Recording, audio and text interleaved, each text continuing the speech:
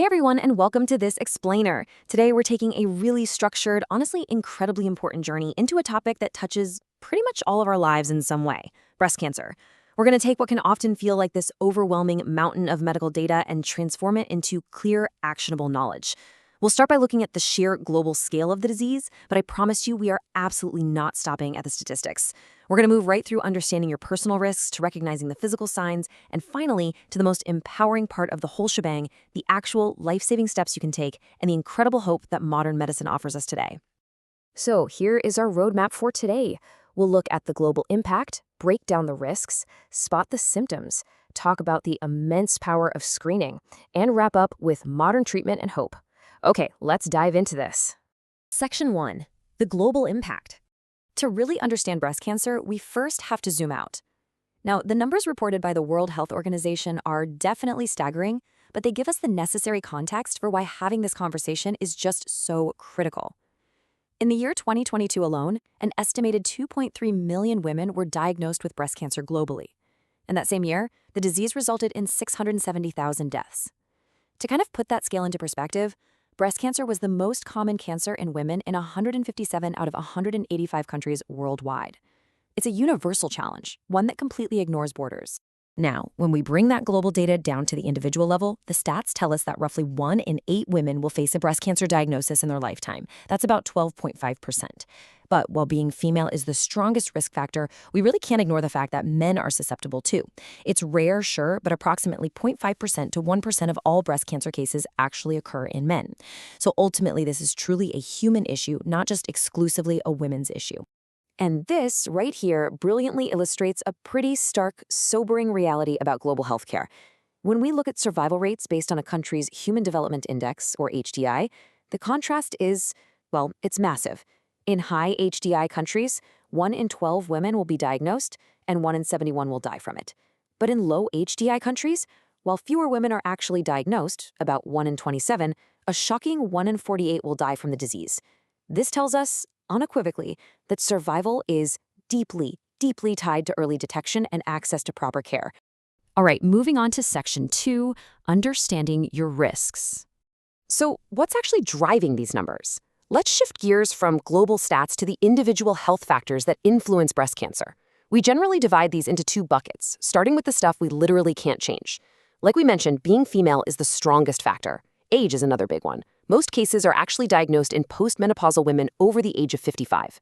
Then, we have genetics. Certain inherited gene mutations, think of them as specific genetic blueprints like BRCA1, BRCA2, and PALB2. These act as major red flags that greatly increase risk. And finally, reproductive history plays a role, specifically early menstruation or late menopause, because that increases a woman's lifetime exposure to estrogen. But here is an absolutely critical fact you need to remember. Most women diagnosed with breast cancer actually do not have a known family history of the disease. On the flip side, let's look at the factors we do have some control over. Obesity, particularly putting on weight after menopause, increases risk because fat tissue produces excess estrogen. Alcohol consumption, yes, even just moderate amounts can raise those estrogen levels too. Prolonged use of hormone replacement therapy and just a general sedentary lifestyle are also known risk factors. But, and this is perhaps the single most important statistic of this entire section, the World Health Organization notes that around 80% of breast cancers occur in women with absolutely no specific risk factors other than their sex and their age, meaning proactive health monitoring is vital for literally everyone. Which leads us perfectly into Section 3, spotting the symptoms. Because so many cases pop up without those clear-cut risk factors, knowing what an abnormality actually looks and feels like is essential. Cancer cells typically begin inside the milk ducts or lobules, and as they grow, they create tumors that cause noticeable changes. The key warning signs you're looking for include a painless lump or a thickening in the breast or underarm. You might notice a change in the size, shape, or just the overall appearance of the breast. Watch out for skin dimpling, redness, or a pitting texture, kind of resembling an orange peel. And finally, any abnormal or bloody fluid discharging from the nipple is a major red flag. Now keep in mind, most lumps are benign, they aren't cancer, but any of these visual or tactile changes demand immediate medical attention, for sure. So the absolutely crucial point here is understanding why we have to catch these symptoms early. If left unchecked, invasive cancers can undergo metastases. This is when cancer cells literally break away from the primary tumor and begin to spread.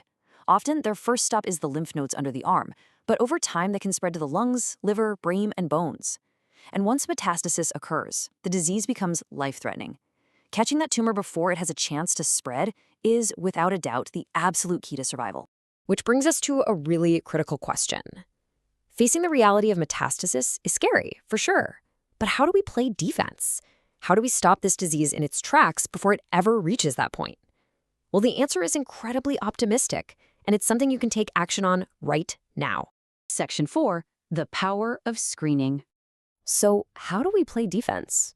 Welcome to the climax of empowerment in this journey, screening. The absolute gold standard here is the mammogram. This is an X-ray examination of the breast designed to look at an apparently healthy population, and the goal is to identify preclinical lesions, meaning catching the cancer before any recognizable signs or symptoms even have a chance to appear. Getting an annual mammogram, usually recommended for women over 40 or 50 depending on your regional guidelines, is proven to be the single most effective method for reducing breast cancer mortality.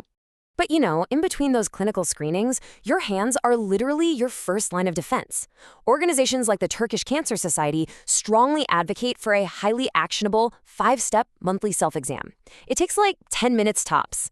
First, do a visual check in the mirror with your arms down, then raise them up. Second, check again, but this time with your hands pressing firmly on your hips. That flexes your chest muscles. Third, do a manual check in the shower. Soapy water just makes it much easier for your fingers to glide and feel for any abnormalities. Fourth, do a manual check while lying down with a pillow under your shoulder, which spreads the breast tissue out evenly. And fifth, gently squeeze the nipples to check for any abnormal discharge. Simple, quick, and incredibly effective. And finally, Section 5, modern treatment and hope. Now, if screening does lead to a diagnosis, we enter a space characterized by just incredible scientific advancement. What's truly interesting about where we are today is that treatment is no longer this one-size-fits-all approach. It's highly tailored to the specific biological subtype of the tumor. Yes, surgery remains a pillar, whether that's removing just the tumor in a lumpectomy or the whole breast in a mastectomy. We also have sentinel node biopsies, which are a much more minimally invasive way to check if the cancer has reached the lymph nodes. But going beyond surgery, beyond radiotherapy and chemotherapy, we now have endocrine therapies, like tamoxifen for hormone receptor-positive cancers, which can actually reduce recurrence by nearly half. And for aggressive HER2-positive cancers, we have targeted biological therapies like trastuzumab that specifically hunt down and attack the cancer cells. Furthermore, surviving cancer, it isn't just about the medicine anymore. It's about treating the whole human being. Modern care relies heavily on prehabilitation and multidisciplinary teams. We're talking about integrating dietitians, physical therapists, and psychologists to support a patient's mental and physical health both before and during treatment. Doing this significantly improves survival outcomes and, just as importantly, the patient's overall quality of life. It ensures they're supported by an entire team, and all of these advancements, they lead us right to this incredibly hopeful number. Thanks to the combination of early detection and these highly tailored modern treatments, age-standardized breast cancer mortality in high-income countries dropped by an absolute astounding 40% between the 1980s and 2020. I mean, that is a massive triumph of modern medicine. And the world is fighting back on a macro level, too, to ensure that 40% drop isn't just limited to high-income regions. The WHO's Global Breast Cancer Initiative is this shared worldwide goal that focuses on health promotion, timely diagnosis, and comprehensive management. Their target? To reduce global breast cancer mortality by 2.5% every single year. If we hit that, it will avert a projected 2.5 million deaths by the year 2040. So, we've covered the global stats, the risks, the symptoms, and the genuinely incredible treatments we have available today. But as we wrap up this explainer, I really want to leave you with this one final thought.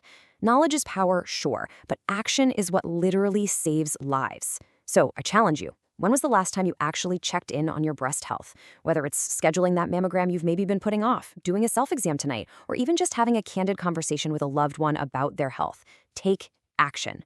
Thank you so much for joining me on this explainer. Stay informed and stay healthy.